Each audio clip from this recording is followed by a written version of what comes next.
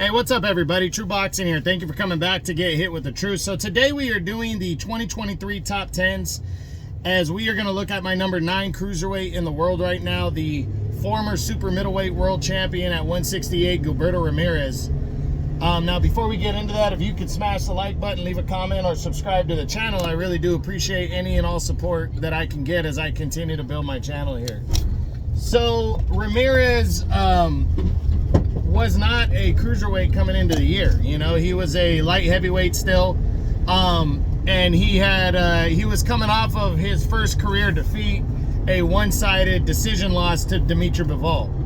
And Gilberto Ramirez, being a very big light heavyweight, just looked at it and said, well, you know, I'm going to move to cruiserweight and see how I do there to try to win a championship in the second weight class.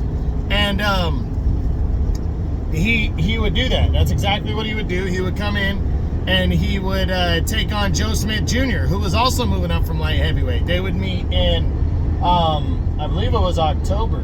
Yeah, it was in October. And Ramirez just out hustled, Joe Smith Jr. Joe Smith fought hard. He was competitive, but Gilberto Ramirez just outworked him, outlanded him, and got a convincing 10-round unanimous decision.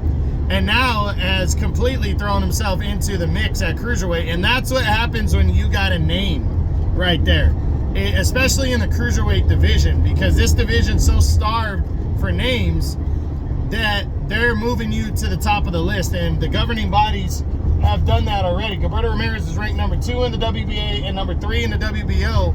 But originally it looked like he was going to fight Maris Briedis for the vacant IBF title. The IBF even ordered Briedis and Ramirez to fight for the vacant title after they stripped Jai Opetaia of the belt. But now Ramirez is in play.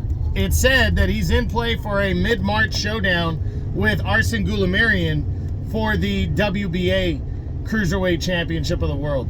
And, you know, that's not a bad matchup. It really isn't. It's going to set up potential unifications later on, you know, and Gilberto Ramirez holding a name. If he wins that world title against Goulamirian, which I'm picking him to win, but I do think Goulamirian stands a serious chance in that one. But if Gilberto Ramirez can capture the cruiserweight title, he really can shine a light on the cruiserweight division that rarely gets shine there, you know. But there's not a lot of Mexican fighters or American fighters that really dominate the cruiserweight division or stay long enough in the division to dominate, you know, or to really make an impression. So it's happened a handful of times over the years, but for the most part, it's a quiet division with European fighters, you know, maybe a couple guys from, you know, South America, places like that, but it's never a division that is prime with a lot of big names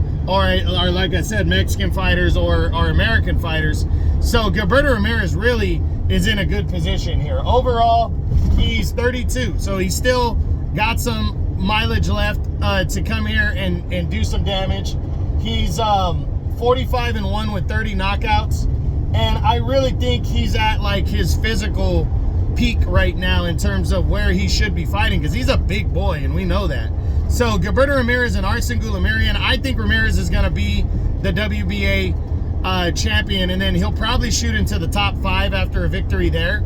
And then I think the sky's the limit after that. I could see him and maybe the winner of Jai Opetaia, Maris Briedis. I could see them locking horns in the second half of the year and a potential unification bout in Saudi Arabia and Riyadh.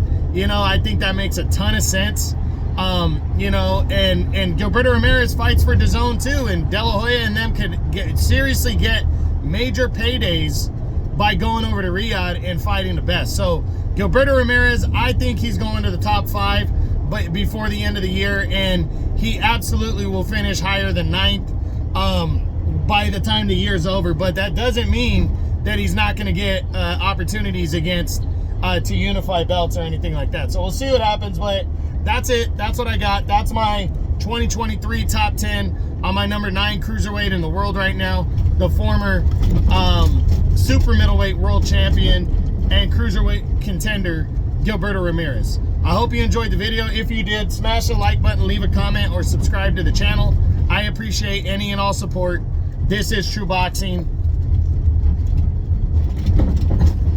Sorry, guys. You've been hit with the truth.